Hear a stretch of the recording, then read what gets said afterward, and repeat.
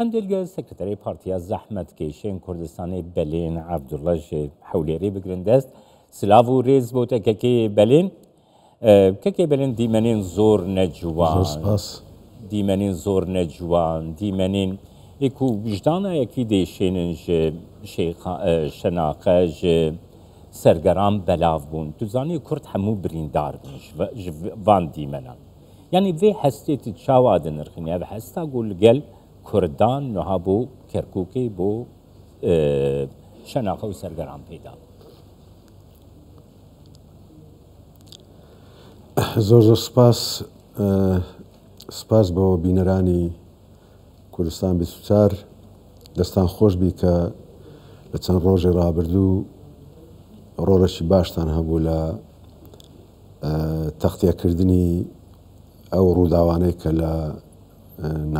ناوچە دابڕێوەندەکانی کوردستان بە تایبەتیش لە گوندی شەناغە ڕوویدا من دەمەوێت لێرەوە جارێ پەیامێک ئاراستەی هەموو گەلی کوردستان بکەمەوە ئاراستەی جوتیارانی خۆشەویست بکەم بەڕاستی خۆراگری و قارەمانەتی جوتیارانی ئەو دەڤەرە لە دەستگرتن بە خاک و نیشتیمان و خۆراگریان لە بەرامبەر هەموو ئەو فشارانەی کە لەلایەن دەسەڵاتدارانی عێراقەوە دەخرێتە سەریان و بە تایبەتیش ئەو ڕووداوەی کە هەموو لایەکمان دیمان بە چ شێوازێکی دڕندانە فشار دەخەنە سەر جوتیارانی خۆشەویست من دەستخۆشیان لێ دەکەم سوپاسیان دەکەم بەڕاستی ئێوە شۆڕشێکتان بەرپا کرد هەموو لایەکمان دەزانین لە چەند ساڵی ڕابردوو کۆمەڵێک هۆکار ئینتیما بۆ خاک و نیشتیمان لاواز ببوو بەڵام بەو هەڵمەتەی ئێوە کردتان بەو خۆراگریە ئێوە نواندتان لە بەرامبەر شۆڤینیەکان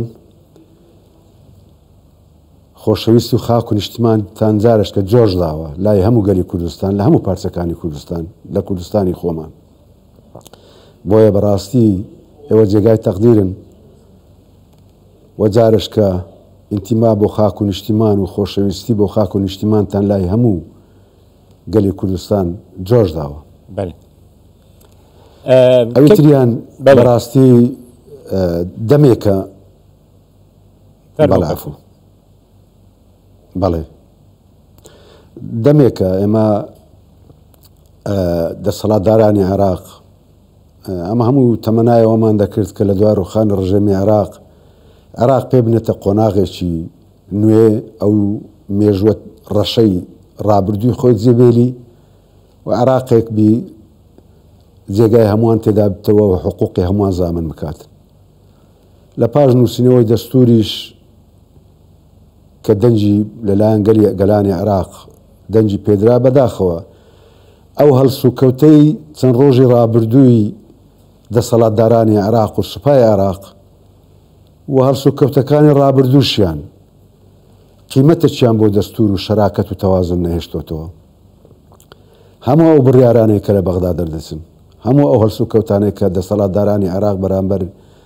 بەگەلی کوردستان و مافەڕەواکانی مافە دەستوریەکانی هەرێمی کوردستان ئەنجامی دەدەن ئەوەمان پێ دەڵێن کە قیمەتێکیان بۆ شەراکەت نەهێشتەوە قیمەتێکیان بۆ دەستور نەهێشتەوە و من داوا دەکەم ئێمە وەکو لایەنە سیاسیەکان قیادەی سیاسی کورد لە هەرێمی کوردستان نابێ ئەو هەڵسوکەوتەی کە چەند ڕۆژی ڕابردوو بەرامبەر جوتیارانی خۆشەویستی ئەو دەڤەرەکرا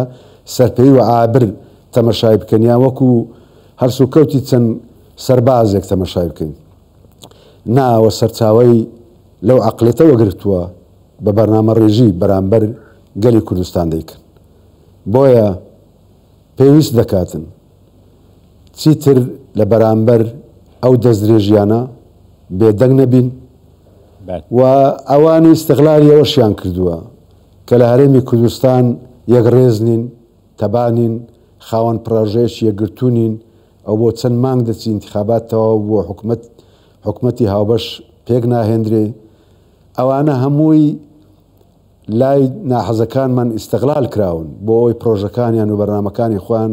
بەسە گەلی کوردستان و مافەڕەوەکانی تێپەڕێنن. لازمە قیادەی سیاسی کوردی و لایەنەکان زۆر سەرپێی تەمەشا ئەو مەسەلەیە نەکەن. کەک بلێن دخوازم یعنی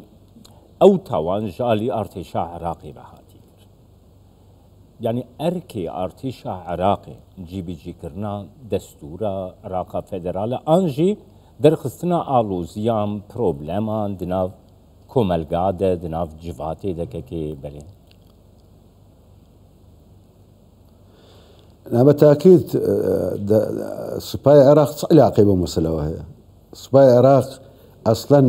واجبی سوپای عێراق لە دەستور دەستنیشان کراوە بەپێی یاسا ڕێکخراوە. وەختێک کە سوپا دێتە ناو کێشەیەکی لەو بابەتە بەدەر لە هەموو یاسا و ڕێساکان